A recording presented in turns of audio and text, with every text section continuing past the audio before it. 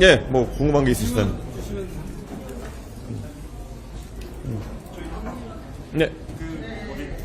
그때 이제 그 외교 안보 관련해서 많이 나왔는데 네. 안보 총리 제외하고 후보님께서 좀 어필하고 싶은 외교적인 정책이라든지 따로 있으실까요?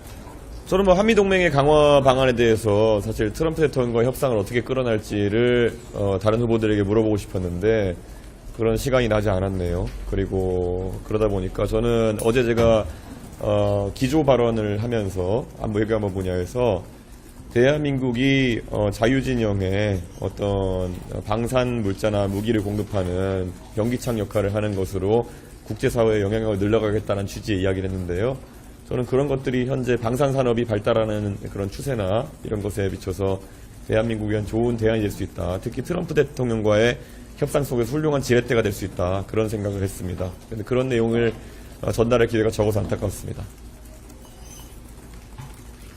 오늘 이재명 후보가 페북에서도 혐오어가 아니라 상징어로 살리는 정치를 해야 된다고 했는데 좀 대선 토론의 장이 뒷담화처럼 됐다는 지적에 대해 어떻게 생각하시나요? 아니 본인은 뭐 이준석 깔려고 여러 가지 들고 오다가 반박당하지 않았나요? 결국에는 뭐 제가 뭐 샤워를 하고 무슨 왔다는 이런 신변잡기적인 얘기를 하다가 반박당한 건데 적어도 저한테 뭐 이재명 후보가 그런 말을 할 계제는 아니다. 이재명 후보 스스로의 삶을 되돌아보고 사실 이 어제 있었던 그 오늘 있는 논란 이것이 사실 2022년 대선 때도 그것과 비슷한 내용들이 이제 있었는데 그때 사실 있었던 것과 같이 좀 더 반성적인 태도를 가져가야 되는 것이 아니냐 그런 생각을 합니다. 예. 지금 그때와는 다르게 지금 뭐 발언 자체에 왜 그런 센 표현이 들어갔느냐라는 거로 이걸 덮으려고 하시는 것 같은데 사실 원문 발언이 셌기 때문에 아무리 그걸 순화시켜도 셀 수밖에 없는 그런 상황에서 그런 중차대한 과오를 뭐 지적할 수 있는 거라 저는 생각하고요. 이재명 후보가 사실 토론에서 보여준 자세나 이런 모습이 젊은 세대에게 그렇게 귀감이 되진 않았을 것이다 라는 생각합니다. 네. 몇몇 시민단체는 선거법 위반이나 아동복지법 위반으로 고발을 하고 있는데요. 오전에 그 무고죄로 대응하겠다고 말씀하셨는데 대응의 범위나 대상 생각하시는 게 있으세요? 저희가 법리적으로 보고 저희는 그런 것이 성립하지 않는다고 판단하기 때문에 그냥 선거에 영향을 미치려는 목적으로 만약에 그런 고소고발을 남용하는 것에 대해서는 저희가 뭐 일반 시민을 고소고발하겠습니까? 근데 그런 악의가 띄는 어떤 주체 같은 경우에는 저희가 법적 대응을 해야죠. 예. 이제 여론조사 결과가 이제 좀 공표가 움직이잖아요. 네. 앞으로는 어떻게 이재명 후보를 앞갈 수 있다라고 어떻게 좀 어필하실 거예요? 오늘 조사 방식에 따라 조금씩 차이는 있지만은 JTBC가 메타보이스에 의뢰해서 발표한 조사를 보면은 그 조사에 따라서 3자 구도 14%까지 지지율이 나오는 조사가 오늘 떴습니다. 그렇기 때문에 저는 상승세는 완연하다 이렇게 보고 있고요. 또 김문수 후보와 이재명 후보, 저와 이재명 후보의 양자 대결 구도를 가정했을 때 김문수 후보와 이재명 후보의 격차, 저와 이재명 후보의 격차가 동일한 조사도 이제 발표됐거든요. 그러니까 사실 인물 경쟁력으로 놓고 보면 이준석이다 이런 말이 나올 상황이 되는 것 같습니다. 예. 예. 국민의힘에서 단일화가 사실상 무산됐다고 보고 이준석 후보를 찍으면 이재명 후보가 대통령이 된다는 메시지를 내놓고 있는데 여기에 대해서는 어떻게 좀 대응하실 생각인지 궁금합니다. 과연 지금 이 시점에서 개혁신당을 찍는 젊은 유권자가 무엇을 바라겠느냐를 봤을 때 저는 젊은 유권자들은 사표론이나 아니면 전략적 투표론에 대해 가지고 국민의힘이 바라는 방향으로 움직이진 않을 것이다. 저는 그런 생각을 합니다. 오히려 지금 뭐 ARS 여론조사가 아니라 실제 면접조사 등을 통해 가지고 가상번호로 조사한 조사들 같은 경우에는 김문수 후보가 웬만한 어떤 경우의 수에도 이재명 후보를 꺾을 만큼 좁히지 못한다라는 얘기가 나오고 있는데요. 그러면 유권자가 중도 보수 진영의 미래를 위해서 해야 될 전략적 투표는 오히려 명확하다. 예. 중도 보수 세력이 확실히 변할 수 있도록 이번에 투표를 해야 되는데 그게 바로 이준석이 투표하는 길이다 이렇게 생각합니다. 사전투표가 평일로 지정되면서 주요 지지층들의 지지세가 약화될 수 있다는 우려도 있는데 이를 보완할 다른 뭐 전략이라든가 이런 것들도 굉장히 걱정이 많습니다. 사전투표가 주말을 끼워서 원래 진행되는데 이번에는 평일 이틀간 진행되기 때문에 학업이나 아니면은 또 회사 다니느라 바쁜 젊은 지지층이 투표를 못할 것을 우려하고 있기 때문에 저희는 그 사전투표에 최대한 참여할 수 있도록 저희 지지층을 독려하려고 합니다. 소위 젓가락 발언에 대해서 설명과 사과를 했음에도 비판이 많이 나오고 있는데 재차 좀 사과를 하실 의향이 저는 뭐 선거 기간이기 때문에 그런 부분에 대해서 여러 주체가 이야기를 많이 하고 있지만은 저는 이 발언에 대해서 제가 뭐 아까 말씀드렸듯이 순화했음에도 불구하고 방송상에 나가기에 발언이 센 부분 그런 걸 통해서 다소 불편한 분들이 있으시다면은 그에 대해서 심심한 사과를 하겠다고 한 것이고 결국 공직선거 토론에서 이런 후보자의 어떤 성범죄나 아니면 이런 것에 대한 가치관이나 아니면 민감도를 확인하는 것은 중요한 검증의 잣대다 이렇게 생각하는 것이고 과거에도 제가 오늘 뭐 돼지발정제 등이 언급된 것도 있겠지만은 그러면 그런 발언들이야말로 방송에서 나올 만한 발언들이었느냐 또 같은 기준을 놓고 본다면 저 개인에게는 돼지발정제가 굉장히 충격적인 그 당시에 용어였거든요. 그러니까 저는 그런 잣대라는 것이 그냥 고무줄 잣대가 돼서는 안 된다 그런 생각이고 솔직히 이 안에서 문제되는 것은 제가 말한 것처럼 원래 사례가 굉장히 센 발언이었고 저는 이해가 되지 않을 정도의 온라인 발언이었기 때문에 그걸 순화해도 굉장히 세기 때문에 문제가 되는 것인데 저는 그 부분이 충분히 유권자들이 이해하고 있다 이런 생각을 합니다. 민주당이 그 여가부를 성평등 가족부로 개편한다고 했는데 생각을 사실 여가부가 뭐 저희가 폐지하겠다고 그리고 통폐합하겠다고 하는 이유는 결국 그 부처의 존속 이유에 대해 가지고 합리적인 답변이 안 나오고 있기 때문인데요. 그걸 확대 개편한다면은 국민 세금을 더 써가면서 왜 그렇게 해야 되는지 아마 이재명 후보 측에 설명해야 될 텐데 설명이 쉽진 않을 거라 봅니다. 예. 아까 오전 중에 말씀하신 게 일단 그 발언이 기준을 판단하고 싶어서 질문을 한 거고 정작 하고 싶은 질문을 못 하셨다라고 했잖아요. 예, 거기서 만약에 뭐 기준에 대해서 그런 발언이 그런 유의 발언이 여성 혐오에 해당한다는 그런 답변이 나오면 그에 따라서 할 말이 또 있었고 여성 혐오가 아니라고 판단하면 그에 따라 할 말이 있었는데 뭐 사실 그 후속 질문까지는 가지 못하고 두 분이 전부 다 답변을 거부하셨기 때문에 뭐 그 부분은 뭐 예, 그렇게 됐습니다. 어떤 자질을 좀 검증하고 싶으셨나요? 잘 아시지만 2차 토론에서 그 권영국 후보님이 저한테 계속 뭐 여성 혐오니 갈라치기니 이런 것들에 대한 지적을 하지 않으셨습니까?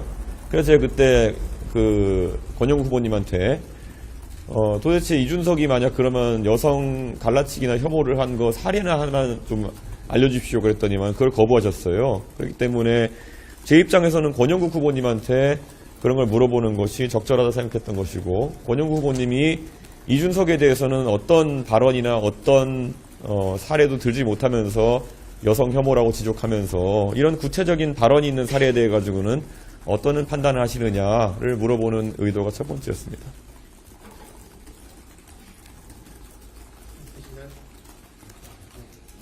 네. 3차 토론회 이후 김문수 후보나 국민의힘 측에서 이제 단일화 관련된 접촉 추가적으로 좀 있었는지. 저는 애초에 전화기가 차단되어 있기 때문에 어떤 경로로 어떤 그런 게 움직이 있는지 전혀 알지 못합니다. 그래서 뭐 개혁신당 내 관계자들에게 간헐적으로 그렇게 뭐 떠보는 이야기나 이런 것들이 있는 걸 알고 있습니다만은 어떤 관계자도 거기에 응하지 않고 있는 걸로 알고 있습니다. 이재명 후보 아직 토론하자고 따로 추가적으로 연락 온 건 없죠? 뭐 전혀 없습니다. 뭐 토론을 지금까지 회피해 오셨다 생각하기 때문에 뭐 앞으로도 그런 것에 응하시진 않을 거다 이런 생각하고 있습니다. 정책 관련된 분야를 해보고 싶은 게 강남이 어차피 상권이 되게 크잖아요. 네. 거기 뭐 소상공인하고 자영업자 위한 공약으로 이제 배달해 가고 가맹점주 책임 강화하는 공약 내셨는데 금융지원보다는 이런 거를 초점 맞추신 이유가 있는지 좀 궁금하고 혹시 이제 다른 공약도 있으신지 궁금합니다. 저희가 지금 배달 앱이나 이런 데 보면 리뷰나 아니면 민원 이런 것들 때문에 굉장히 소상공인들이 일하기 어렵다는 민원을 계속 받아오고 있습니다.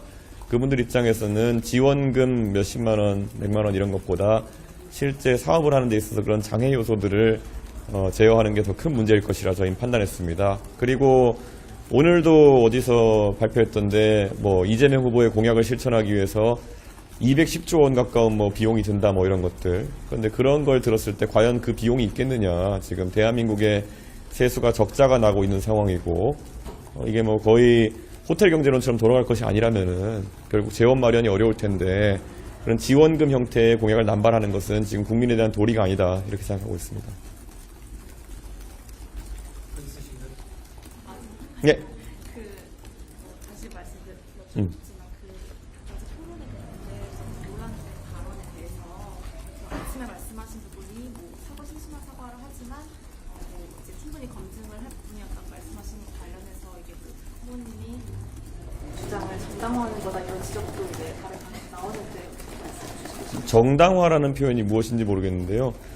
논란은 논란대로 존재하는 것이고 그리고 그것을 표현하는 데 있어가지고 일부 불편하셨던 분이 있다 하면은 일부 불편하셨던 부분이 있다고 한다면은 그 부분은 제가 심심한 사과를 하겠다 표현한 것이고요. 공직 후보자에 대해 가지고 당연히 그런 사안에 대해서 관점을 물어보는 것은 정당한 질문이다 이렇게 생각합니다. 뭐 굳이 말하자면은 저에 대해 가지고 지금 아직까지도 제가 무혐의 받은 사안에 대해서 무슨 성상남인 시알리스니 이러고 다니는 사람들이 뭐 엄청나게 많은 상황 속에서 제가 거기에 대해서 뭐 지적하다면 끝이 없지만은 뭐 그런 것은 선거 과정의 일상적인 그런 움직임이라고 생각합니다. 네.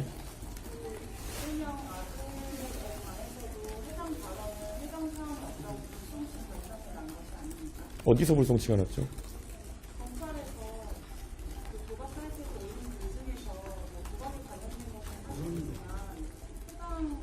제가 확인한 거는 성매매 혐의 등에 대해 가지고는 증거 불충분이었고 그리고 그 음란성 게시물을 한 것에 대해서는 송치 결정이 났다인데 어느 단계까지의 송치 결정인지는 제가 다시 확인해 봐야겠지만은 정확히 확인을 하신 건가요, 그걸?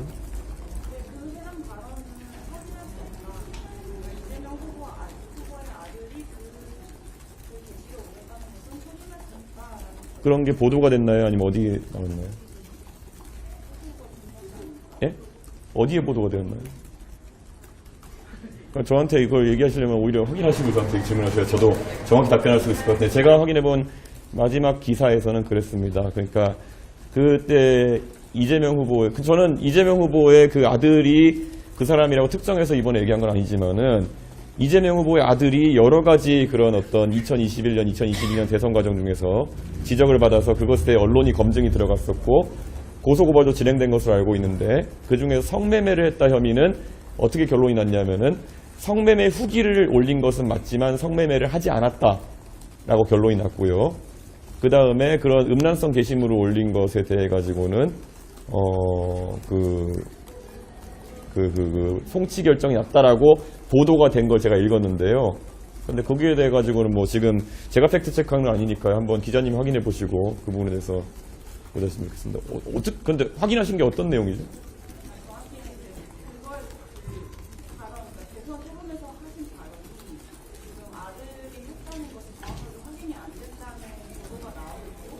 저도 아들이 했다고 그래서 얘기 안 한 거 아닙니까? 저는 이런 발언이 있다면은 당신의 관점이 무엇이냐에 대해서 제가 두 분한테 여쭤본 거잖아요.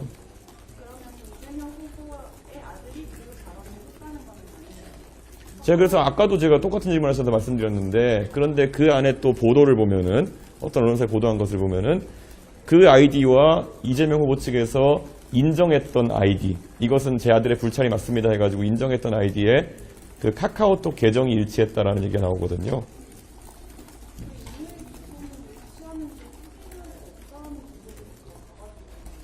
아닙니다. 그 보도에서는 카카오톡 그게 일치한다고 돼 있어가지고 저랑 뭐 같은 보도를 보고 계신 건지 다른 보도를 계신 건지 모르겠지만은 저는 그거를 기반으로 해가지고 이야기하는 겁니다.